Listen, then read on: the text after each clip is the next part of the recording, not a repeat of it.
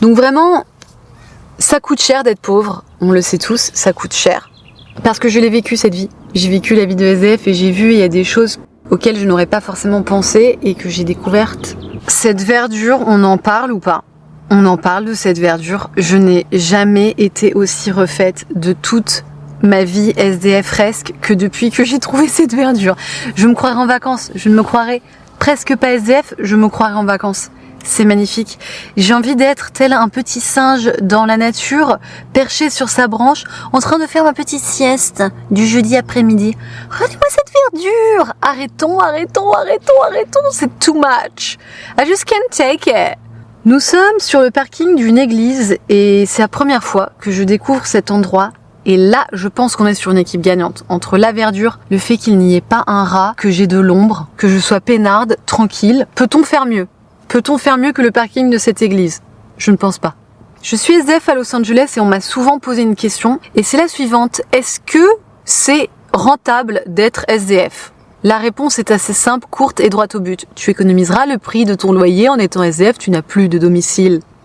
Donc, plus de loyer, plus de facture d'eau, plus de facture de gaz, plus de facture d'électricité, plus de Wi-Fi. C'est quand même une petite somme. Hein. C'est quand même une petite somme. Ceci étant, il y aura des coûts qu'habituellement tu n'as pas, qui vont être greffés à ce nouveau mode de vie. Dans cette vidéo, j'ai montré comment j'ai ravagé ma voiture et figurez-vous que ça, c'était une somme à laquelle je ne m'étais pas forcément attendue.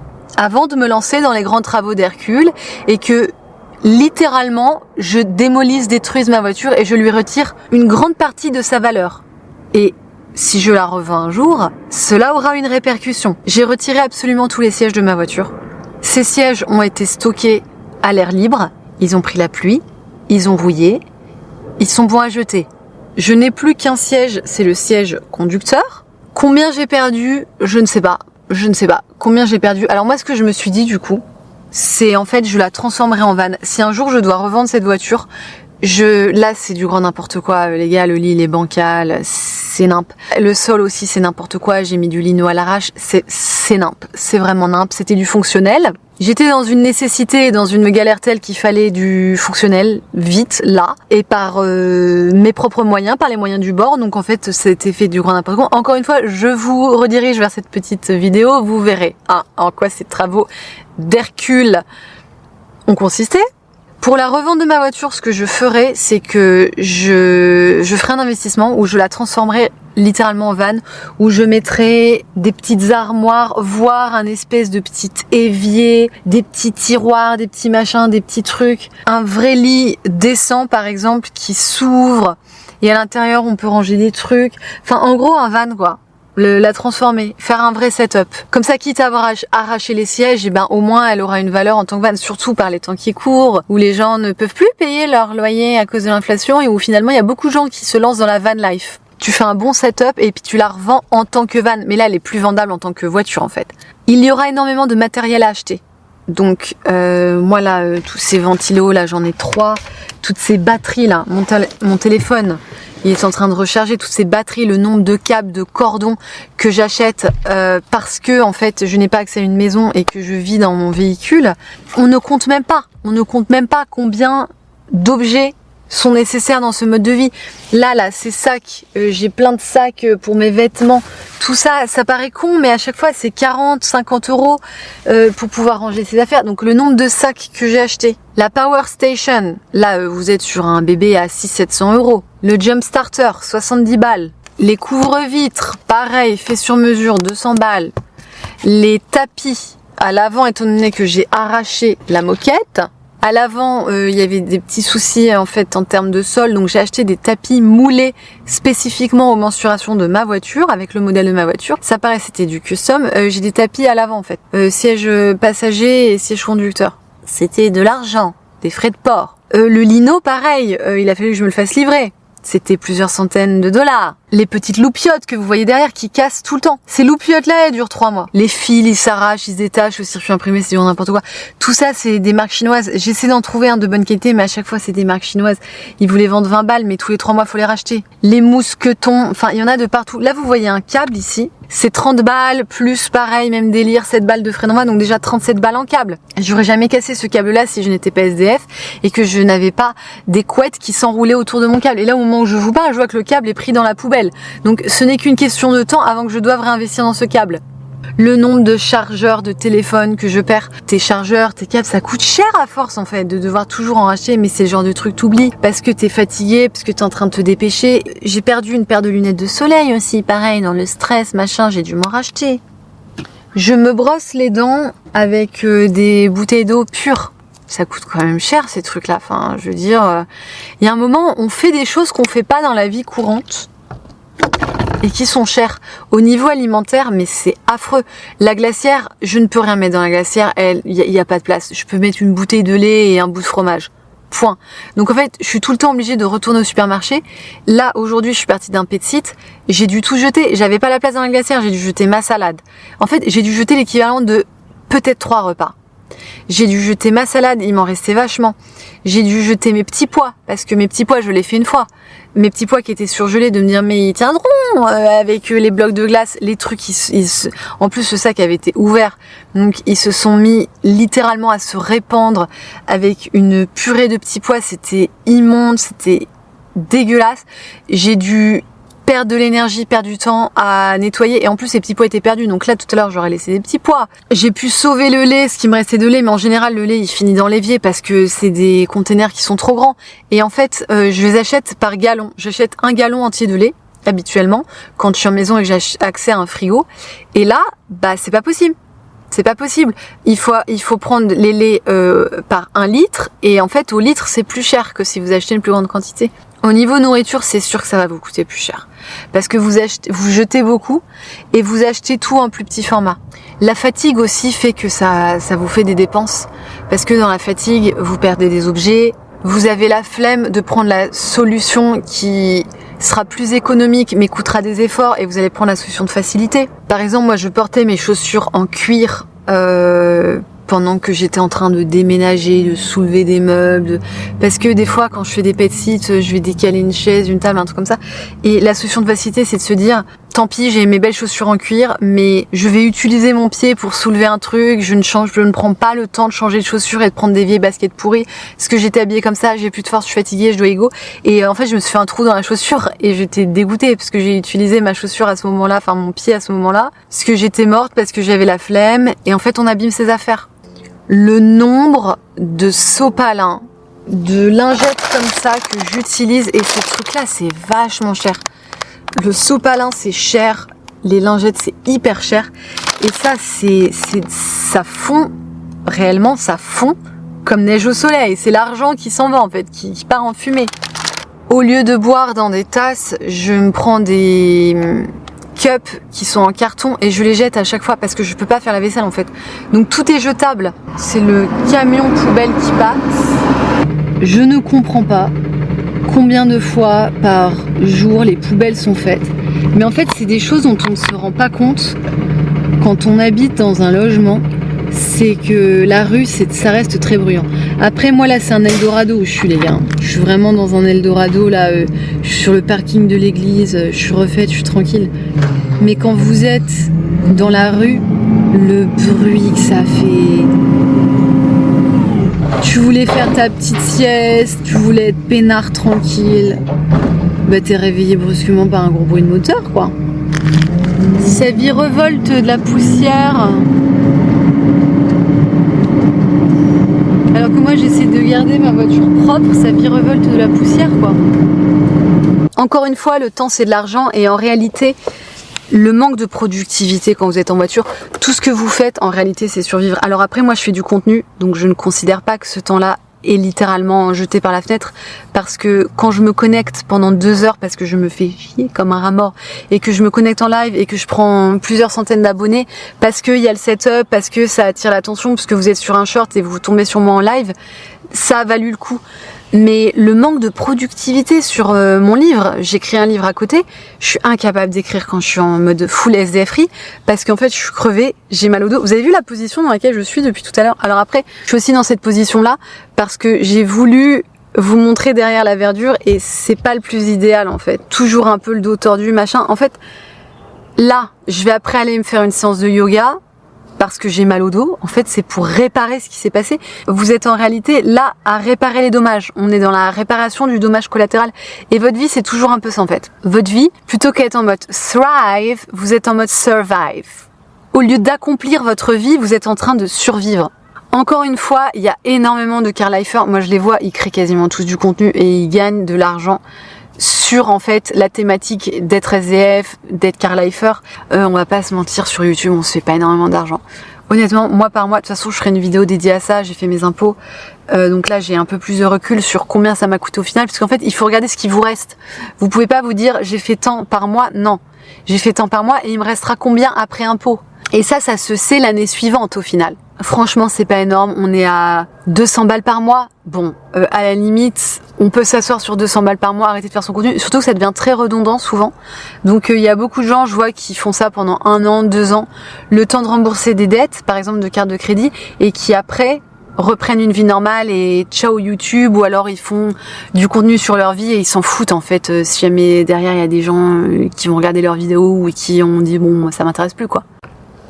L'usure des objets, parce que étant donné que je suis constamment en fait en train de faire tomber mes objets par terre, parce que je suis en train de pack, unpack, faire mes valises, décaler, déménager, mon ordinateur portable, mais moi il prenait pas aussi cher quand il était posé sur le bureau et que je m'en servais tous les jours et que le machin ne bougeait pas du bureau. Là il est constamment dans un sac, le sac qui tombe par terre, on passe d'un bureau à un autre, on le ressort, la souris d'ordinateur elle passe sa vie à tomber par terre en fait. L'usure des objets les gars, l'usure des objets parce que vous n'arrêtez pas de les trimballer, un truc de ouf.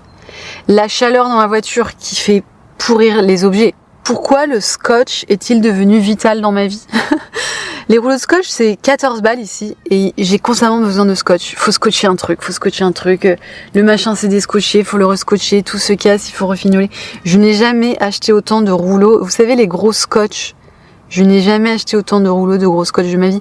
Quand mes sièges, j'ai dû les mettre dans du papier plastique parce que comme ils étaient gardés en extérieur, j'ai dû les enrouler dans du papier plastique. Le rouleau m'a coûté 80 balles. Le scotch, 60 balles de scotch en fait. Les sacs poubelles, c'est minimum 2 sacs poubelles par jour. Mais ça coûte cher les sacs poubelles. Ça coûte cher. Je pense qu'une chose qui m'a vraiment coûté cher, c'est le fait de vieillir à vue d'œil aussi, parce qu'il faut compenser, on se trouve pas belle, on a grave pris le mur, grave pris cher, face caméra en plus sur YouTube pendant ce mode de vie. C'était pas forcément hyper bon pour ma santé mentale. En même temps, YouTube, moi je remercie YouTube, ça m'a fait une communauté, je suis tellement heureuse. Mais à côté de ça, s'être vue vieillir en caméra, c'est horrible. Moi j'aimerais qu'il y ait YouTube sans que je dois faire du montage. Je préfère les lives en général parce que j'ai pas besoin de voir ma gueule au montage quoi. Mais le montage, au bout d'un moment on fatigue de sa gueule et quand en plus on a vieilli à vue d'œil, le trauma psy, du coup vous dépensez du pognon en skincare, vous dépensez du pognon en vêtements, vous faites des craquages que vous ne feriez réellement pas en temps normal. Moi, il y a une compagnie chinoise qui m'a envoyé un truc qui a failli me péter la peau. C'est des ventouses aspiratrices. C'est le désespoir qui fait ça, en fait. Le désespoir fait que par tous les moyens, on essaie de rajeunir. Ça coûte très très cher. Très très cher, la course à la jeunesse. On disait que le temps, c'est de l'argent. Et sincèrement, dormir si mal, ça sera pas des bonnes nuits, hein. Parce qu'il y a toujours un bruit de moteur qui nous réveille, un chien qui passe, ça sera pas des bonnes longues nuits réparatrices. Et tout ce temps-là, il va être perdu parce que vous allez remettre 2 jours à vous en remettre. Surtout quand vous êtes comme moi en fin de trentaine, que vous frisez avec la quarantaine et que c'est plus comme avant. Tu peux plus faire du camping ou dormir semi-plié dans le bruit sans que tu doives le payer cher pendant plusieurs jours derrière. Et ça, c'est des journées où je serai moins productive. Et sur ces journées moins productives, j'anticipe moins mon avenir. Parce que mon avenir, clairement, c'est les corrections du livre. C'est réfléchir au marketing du livre. Je fais comment pour réfléchir à tout ça, pour être dans la productivité quand je suis crevée, effondrée de sommeil, juste en récup, juste en train de récupérer quoi. Heureusement que j'ai pas de vie sociale en fait, parce que si je souhaitais avoir une vie à côté, ça serait pas possible. Je passe ma vie en fait à survivre et après à récupérer. L'essence l'essence quand c'est l'été et que je dois faire 2 mètres, rallumer le moteur, 2 mètres parce que l'ombre a tourné et que en fait il faut que je passe ma journée à rallumer le moteur juste pour courir après l'ombre. J'utilise beaucoup de brosses à dents jetables et quand je suis dans la voiture, je peux pas laisser sécher mes brosses à dents et on fait presque de l'usage unique à ce stade. Hein. C'est-à-dire que je les utilise 2-3 jours et puis après bam, je les jette parce qu'en fait, je peux pas me brosser les dents avec une brosse à dents qui n'a pas pu sécher, qui est en train de pourrir. Tout à l'heure, je parlais de pouvoir acheter en grand format pour l'alimentaire, mais il y a aussi pour la lessive. J'aime pouvoir faire des économies. Moi, j'aime regarder les prix au litre. Et en fait, c'est un peu frustrant, sa lessive, de tout le temps devoir l'acheter en petit format et de pas pouvoir prendre des... Parce qu'ici, ils vous vendent des veaux de lessive. Le truc, je pourrais en avoir pour 6 mois. Je peux pas parce que j'ai pas la place, en fait, dans la voiture de me trimballer le truc. Je suis tout le temps obligée de prendre les petits formats. C'est plus cher. Mais même mon appareil photo, c'est à la même enseigne que le téléphone et que l'ordinateur. Le truc, il est tombé, le micro, il s'est frotté contre la vitre, tombé par terre, j'ai failli exploser l'objectif. Même chose, ce trépied, il a pris cher aussi, il a vécu depuis que je suis dans la voiture. Je sais que je laverais mes vêtements moins chauds si jamais j'étais pas pet-sitter, mais le fait en fait d'être chez les gens, c'est pas mes critères d'hygiène en général. Leurs animaux, ils sont pas forcément bien éduqués, ils me sautent dessus, etc. Je lave mes vêtements à 90 degrés et je le vois. Si j'avais un autre mode de vie, je laverais mes vêtements à froid, à 30 degrés et ils seraient pas défoncés comme ils le sont. Si j'avais mon logement, j'aurais un adoucisseur d'eau chez moi pour mes cheveux. Si j'étais riche et que j'avais un logement. Mais là, des fois, je dors dans le ghetto, en fait, dans des logements totalement pourri ou la tuyauterie totalement pourrie, ça me bouffe les cheveux parce que j'ai déjà les cheveux abîmés de base et derrière je suis obligée de dépenser une fortune en shampoing, en après-shampoing, etc. Je suis vraiment désolée si cette vidéo n'est pas hyper gaie. Parler d'argent, c'est vrai que c'est pas forcément un thème qui en jaillit, mais au final, être pauvre, ça vous appauvrit réellement et on s'en rend compte parce que comme je vous disais, quand vous êtes dans un cercle vertueux, vous avez plus de temps, plus d'énergie, plus de capacité mentale pour mieux réfléchir, prendre des meilleures décisions, faire des meilleurs choix, ne pas devoir faire des sacrifices en fait le long du chemin. Et quand vous êtes pauvre, vous êtes tout le temps dans l'urgence. Et les banques, de toute façon, ça c'est pareil, elles le savent. Les banques, plus vous êtes pauvre, plus c'est vous qui allez trinquer. Les découverts, c'est pour les pauvres. Hyper compliqué en fait de se sortir d'une situation où on est sur des intérêts de découvert, de machin, et on doit toujours plus d'argent, c'est l'effet boule de neige. Quand vous êtes plus riche, en général, moi je le vois ici aux États-Unis, c'est comme quand vous êtes argent, bronze, rouge pour les cartes de fidélité, je le vois chez Sephora, c'est ça. Vous avez du cashback et votre cashback en fait, selon votre statut, il est plus ou moins élevé et en fait, plus vous êtes riche, plus vous faites du cashback. Si jamais vous pouvez rembourser tout d'un coup, vous payez moins d'intérêts. Si jamais vous avez de l'épargne, on vous fait des taux plus intéressants, plus avantageux. Le concept de louer et acheter, c'est aussi quelque chose, c'est que quand vous êtes pauvre, vous n'avez pas les moyens d'acheter, vous ne pouvez pas, du coup vous êtes obligé d'être dans la location constante. Et en fait le phénomène des souscriptions, sur le long terme ça revient carrément plus cher que si mais vous pouvez acheter, être propriétaire. Je vous donne un exemple tout con, mais un vélo. Si jamais vous ne pouvez pas posséder votre vélo, vous êtes obligé de le louer, mais à la longue ça coûte moins cher de posséder son vélo, d'avoir eu le prix d'achat et de pouvoir l'utiliser quand vous voulez et d'économiser ces frais de location qui en fait vont un jour atteindre le montant de l'achat du vélo, sauf que vous n'aurez pas le vélo dans vos mains. Vous aurez dépensé la même somme que si jamais vous aviez voulu acheter le vélo cash, genre il y a 2 ans, sauf que vous n'avez pas le vélo entre les mains et vous continuez à dépenser pour la location. C'est stressant. Donc c'est pour ça que c'est une vidéo que je trouve délicate à faire parce que j'ai pas envie de faire des vidéos qui sont désagréables à regarder, j'ai envie de dire. Mais il y a quand même une thématique, il y a quand même un retour d'expérience.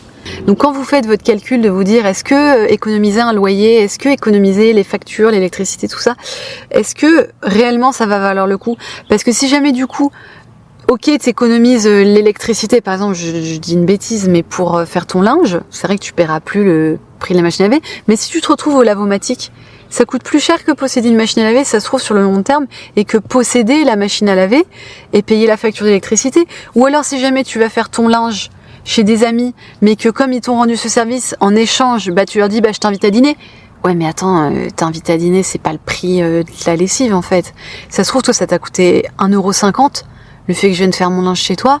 En tout cas, tu paies 2,50 € dans un lavomatique. Si je t'invite à bouffer derrière, c'est pas le même prix en fait. Donc faites bien votre calcul, réfléchissez bien, faites comme les comptables, en bonne et due forme. ChatGPT, il est excellent pour la comptabilité, vous pouvez lui poser des questions, il vous pond des tableaux Excel, des machins, il vous met des emojis, le mec il est en or. Il faut vraiment un tableau, c'est-à-dire vraiment un bilan où à gauche vous avez les économies, à droite vous avez les pertes. Et après vous regardez à la fin, est-ce que j'ai plus d'économies, est-ce que j'ai plus de pertes? Sur le long terme, on peut réutiliser le matériel, certes il y a des objets qui cassent, etc.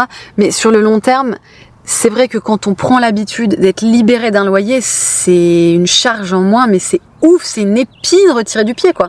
Merci à tous d'avoir regardé cette vidéo. Je vous invite à vous intéresser à mon livre. Je suis auteur d'un livre de science-fiction qui s'appelle En virtuel. Mon nom d'auteur est Icarus McClone, Icar pour les intimes. J'espère que je pourrai partager cette histoire avec vous. Alors n'hésitez pas à vous renseigner sur la date de sortie de sa publication. Merci.